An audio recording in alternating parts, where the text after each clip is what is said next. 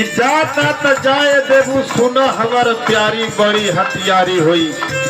ये बात वो समय का भगवान मर्यादा पुरुषोत्तम राम का जब वनवास भइल, तीनों मूर्ति जब वन में गईलन, पंचवटी में डेरा डार दहलल, मामा मारीच सोने का मिर्गा बन के जे कुटिया के बगल से जात रहल।